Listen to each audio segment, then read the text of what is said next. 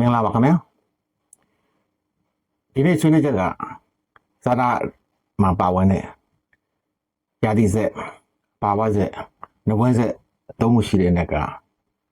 စာတာမှာပါဝင်တဲ့မူလယာတိဆက်တစ်ခုတည်းနဲ့ပြည်ရင်ဟောပြောခြင်းဆိုတာလုံးလုံးချင်းမရှိဘဲနဲ့ပါဝါဆက်လို့ခေါ်တဲ့စာတာအရပေါင်းဆက်ဟောပြောခြင်းကပုံမမှန်ကန်တဲ့အကြောင်းပေါ့နော်ပို့ပြီးတော့ဒီစာတာရှင်တယောက်ရဲ့ဘဝနဲ့ပတ်သက်တဲ့အချက်လက်တွေကိုပေါ်ထုတ်နိုင်စွမ်းနောက်စာတာရှင်တယောက်ရဲ့ဘဝမှာဖြစ်ပျက်လာမယ့်အကြောင်းအရာတွေအပေါ်မှာသိရှိနိုင်စွမ်းပုံမလာမှာဖြစ်ပါတာအဲ့တော့ဘာဝဆက်အကြောင်းပြောတဲ့ခါကျတော့ဒီပညာစတဲ့သင်ကြားစဉ်ကာလကစာအုပ်နောက်ဆရာတချို့ရဲ့ပြောကြားချက်တွေအရာပေါ့နော်စာတာမှာယာတိလဲဘာဝလဲယာတိဖြစ်တဲ့အတွက်ကြောင့်ဘာဝဆက်တိကျဖွဲ့ဖို့မလိုဘူးဘာဝဆက်တိကျဖွဲ့တာဒီအပူအလို့တစ်ခုအနေနဲ့ဖြစ်တဲ့အတွက်ကြောင့်ယာတိလဲပါဝါလဲယာတိအနေနဲ့ပဲယာတိဆက်ခေါ်တဲ့ဒီဝမ်းတစ်ခုတည်းနဲ့ပဲဟောပြောတာလုံလောက်တဲ့ဆိုတဲ့အချက်ကိုသိရှိခဲ့တယ်အဲ့ဒီအခြေရပါတော့အချို့သောအချိန်ကြီးအထိပေါ့လိုက်နာဟောပြောခဲ့ခြင်းတွေရှိခဲ့တယ်ဒီပေပညာနဲ့ပတ်သက်ပြီးဟောပြောတဲ့အခါမှာနက္ခပေပညာ Vedic astrology အနေနဲ့စာတာဆောင်သုံးသပ်ဆုံးဖြတ်တဲ့နေရာမှာ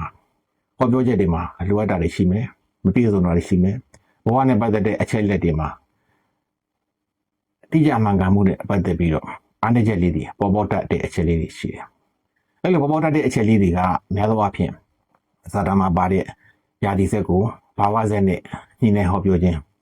နဝိဆက်နဲ့ညှိနှိုင်းဟောပြောခြင်းတွေလိုအပ်တဲ့အတွက်ကြောင့်ဖြစ်တယ်လို့ဆိုကြပါတယ်။အဲ့ဒီဆိုတဲ့အချက်နှစ်ခုနဲ့ကဘာဝဆက်နဝိဆက်နှစ်ခုเนาะအထောက်အကူလိုအပ်တဲ့ဆိုတဲ့အချက်တွေကဒီနေ့တင်ပြချက်ကတော့ဘာဝဆက်နဲ့ပတ်သက်တဲ့အချက်ကိုတင်ပြမှာဖြစ်ပါတယ်။အဲ့တော့ဘာဝဆက်နဲ့ပတ်သက်တဲ့အချက်ကိုပြောတော့ဒီဘာဝဆက်ဆိုတဲ့အကြောင်းကိုဘာဖချက်လက်လို့ခေါ်တယ်ပေါ့နော်။ဒီဘာဝဆက်နဲ့ပတ်သက်တဲ့ဘာဝဆိုတာကဘာဝပေါ့နော်။ချက်လက်ဆိုတာကရွေရှားခြင်းဆိုတဲ့အချက်ကိုမူတည်တယ်ပေါ့။ရွေရှားခြင်းဆိုတဲ့အချက်ကိုဘာလို့သုံးလဲဆိုတော့ဇာတာဆောင်မှာပါတဲ့ဒီယာတိဆက်မှာရှိတဲ့ဂျိုးတွေယာတိမှာရပ်တည်နေကြတယ်။ရက်ဒီနေရာကနေပြီးတော့ရက်ဒီတဲ့အခါမှာဒီဂျိုတွေရဲ့ယာဒီမှာအန္တာခေါ်တဲ့ဒီဂရီအနေအမြင့်ရှိတယ်အနေအမြင့်ရှိတယ်ဆိုတော့မှဒီယာဒီဆက်တစ်ခုရဲ့စတင်ဝင်ရောက်စအနေရာမှာရက်ဒီတဲ့ဂျိုတွေရှိတယ်ယာဒီတစ်ခုရဲ့အဆုံးဒီဂရီနိဗ္ဗာန်မှာရက်ဒီတဲ့ဂျိုတွေရှိတယ်အဲ့တော့ယာဒီအစမှာရက်ဒီတဲ့ဂျိုကိုတော့အရွယ်မရောက်သေးတဲ့ဂျို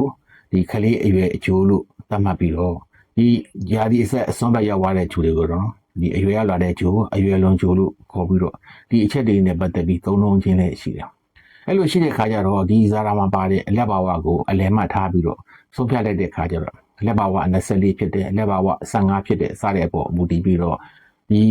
လက်ဘာဝရဲ့အလယ်မှတ်ပေါ်မူတည်ပြီးတော့ဘာဝဆက်တွေမှာလည်းအလယ်မှတ်တွေပြောင်းလဲသွားတယ်။ပြောင်းလဲအလယ်မှတ်ပြောင်းလဲသွားတဲ့ခါကျတော့ဒီတချို့သောဒီအစွန်မှာရက်တည်နေတဲ့ဒီအစွန်ဆိုဒီမှာဒီဘာဝယာတိဆက်ကအစယာတိဆက်ကအစွန်သူဒီလက်ပါဝါက24ဆို24နဲ့30ကြားစသည်ဖြစ်ပေါ့ဒီရက်တည်နေတဲ့ဂျိုတွေကဒီဘာဝဆက်ကိုရောက်သွားတဲ့ခါကျရင်နေပြောင်းလဲရက်တည်သွားကြတယ်အဲ့လိုနေပြောင်းလဲရက်တည်သွားတဲ့ခါကျရင်ဖြစ်ပေါ်လာတဲ့အချက်က2ချက်3ချက်မကအရှိတယ်အဲ့တော့ပထမဆုံးရရှိတဲ့အကျိုးနောက်ခိုင်မှာအားနည်းချက်ဖြစ်သွားစီတာကဇာတာဆောင်ရဲ့ယာတိဆက်မှာဇာတာရှင်တယောက်ကဇာတာမှာပါတဲ့အိမ်တော်မဲ့နဲ့ပတ်သက်တဲ့အကျိုးအိမ်တော်မဲ့နဲ့ပတ်သက်တဲ့အကျိုးကခန္ဓာဘာဝဆိုတဲ့ဇာတာရှင်အတယောက်ကအိမ်တော်မဲ့နဲ့ပတ်သက်တဲ့နေရာမှာအင်္ဂါကျုရက်လိုက်တယ်အင်္ဂါရက်လိုက်တဲ့အတွက်ကြောင့်အင်္ဂါဒီဘာပဲဖြစ်အင်္ဂါနဲ့ပတ်သက်တဲ့အင်္ဂါဒေါသကိုပြီးစီတယ်အင်္ဂါဒေါသပြီးစီတော့အိမ်တော်ရင်းနဲ့ပတ်သက်တဲ့ပရိပခတွေများစီအချင်းကိုရှိမယ်ရှိပြီးတော့နောက်တစ်ချက်ကြတော့မှသူကနောက်ဘာဝဆက်ရောက်သွားတဲ့ခါကျတော့ဒီအိမ်တော်ရင်းနဲ့ပတ်သက်တဲ့ခန္ဓာဘာဝမှာရက်တည်နေတဲ့အကျိုးကသူရက်တည်တဲ့ဒီဂရီပေါ်မူတည်ပြီးတော့လက်ဘာဝအလယ်မှတ်ပေါ်မူတည်ပြီးတော့6တန်ဘာဝဆိုတဲ့နေရာကိုရောက်သွားနိုင်တာရှိတယ်။နောက်ကဒီ9တန်ဘာဝကနေ7တန်ဘာဝရောက်သွားနိုင်တာတွေရှိတယ်။အဲ့လိုရောက်ရှိသွားတဲ့နေရာကျတော့6တန်ဘာဝရောက်တယ်ဆိုရင်အိမ်တော်ဘက်ကနေငယ်ရန်လိုတာတို့အိမ်တော်ဘက်နဲ့ပတ်သက်ပြီးအစင်မပြေပရိပကအလေးတွေရှိတတ်တာတို့ဆိုတဲ့အချက်တွေပေါ်သလို7တန်ဘာဝရောက်သွားတာကအိမ်တော်ဘက်အကျမ်းမာရေးအညာနာအိမ်တော်ရင်းနဲ့ပတ်သက်တဲ့အားနဲ့စီတဲ့ပြိုကွဲစေတဲ့အစင်ထိပေးစေတာဆိုတဲ့အချက်တွေရောက်သွားစေနိုင်တဲ့သဘောရှိတယ်။အဲ့လိုရောက်သွားစေနိုင်တော့ဒီ9တန်ဘာဝမှာရက်နေတဲ့အင်္ဂါဒီ6တန်ဘာဝရက်တယ်7တန်ဘာဝရက်တယ် ရတဲ့အတွက်ကြောင့်မို့ဇာတာအရှင်ရဲ့ဒီကန်ဇာတာနဲ့ပတ်သက်တဲ့ကိစ္စရပ်လေးမှာအပြောင်းလဲတွေဖြစ်သွားစေတယ်အပြောင်းလဲဖြစ်သွားတဲ့ကိစ္စပေါ်မှာဒီချို့သောနက္ခဗေဒပညာဟောပြောသူတွေသုံးလုံးတဲ့အချက်မှာကွဲလွဲချက်လေးရှိတယ်ကွဲလွဲချက်လေးတွေမှာဒီခொနတဘာဝမှာယက်တည်တဲ့အင်္ဂါဒီ6တန်ဘာဝပြောင်းသွားတယ်7တန်ဘာဝပြောင်းသွားတယ်ပြောင်းသွားတဲ့အချက်ပေါ်အမူတည်ပြီးတော့သူကဘယ်လိုစဉ်းစားလဲဆိုတော့ဒီလိုပြောင်းသွားတဲ့အတွက်ဒီလူရဲ့ကန်ဆာတာဒီပြောင်းသွားတဲ့ဘာဝဆက်တိုင်းနဲ့ဖြစ်မယ်ဆိုတဲ့အယူဆချက်နဲ့ဒီဘာဝဆက်ကိုပြောင်းသွားတဲ့အနေအထားရဟောပြောတဲ့သူလည်းရှိတယ်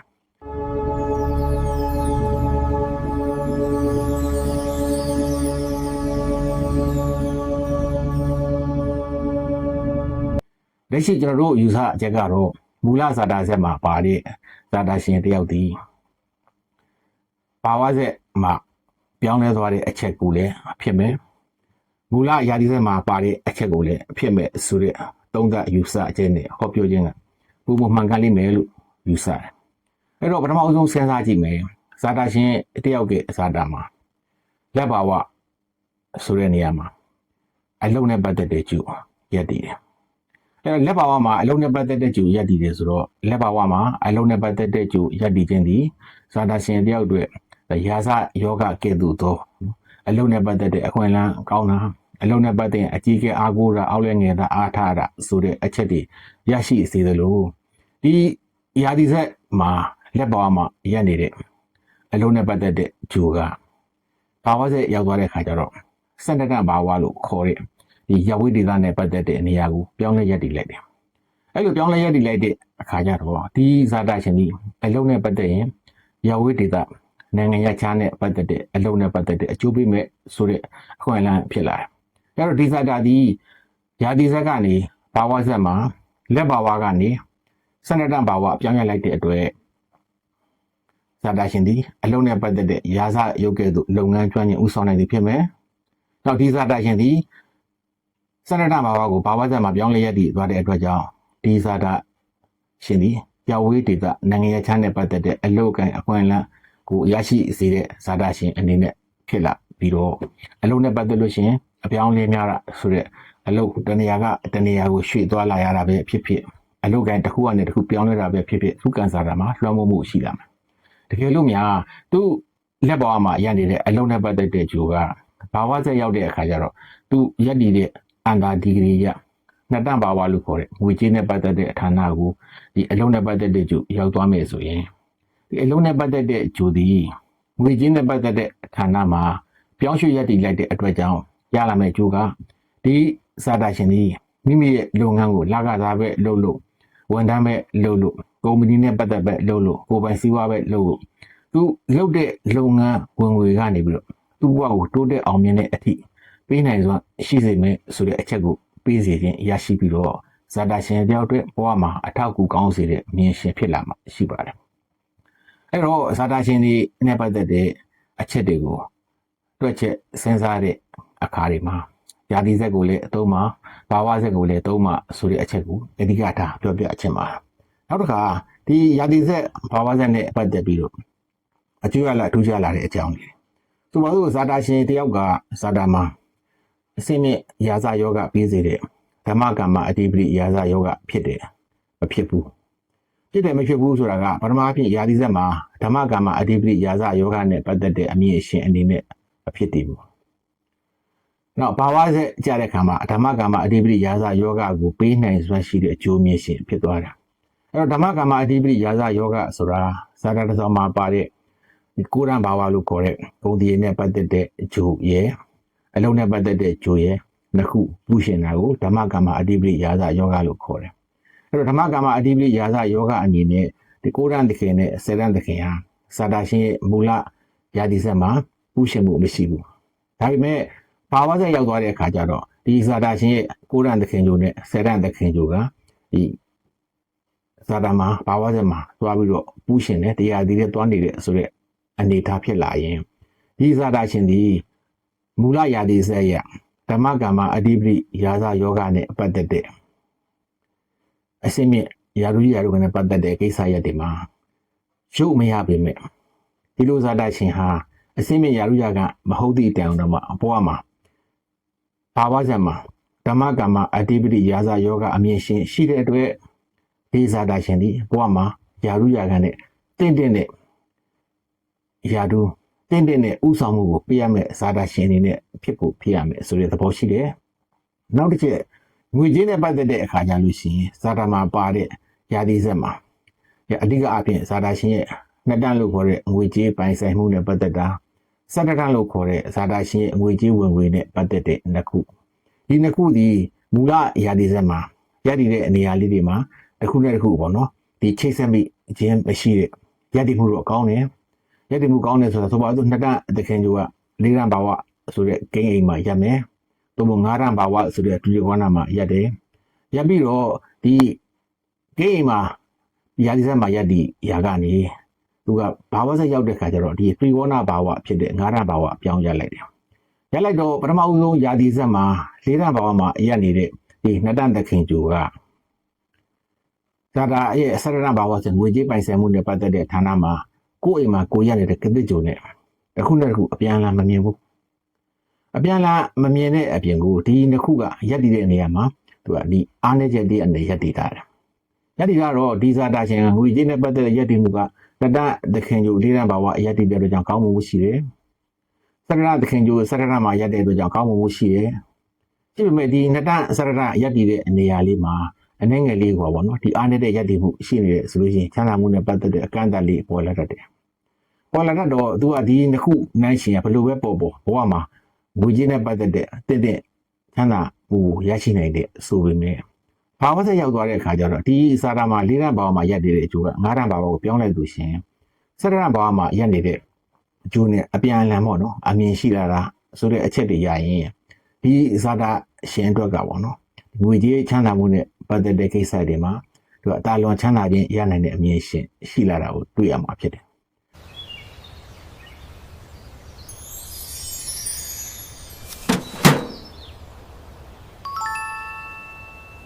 အဲ့တော့ဒီကိစ္စကိုပြောရင်းနဲ့ဇာတာမှာရှုသွားတော့သူခုနှစ်တန်းဘာဝကိုအမြင်ရှင်အနေနဲ့ဆွေးနွေးတော့ဒီယူဆချက်နဲ့ပတ်သက်ရင်လေဒီဂျိုအမြင်နဲ့ပတ်သက်ရင်ရာသီဆက်ဘာဝဆက်နဲ့ပတ်သက်ရင်အမြင်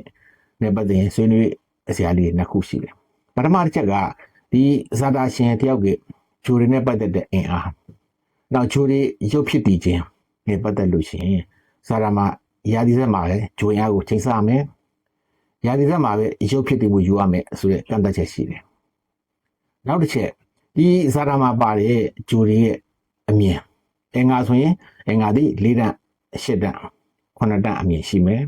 စနေဆိုရင်3တန်း10တန်း9တန်းအမြင်ရှိမယ်ဆိုတဲ့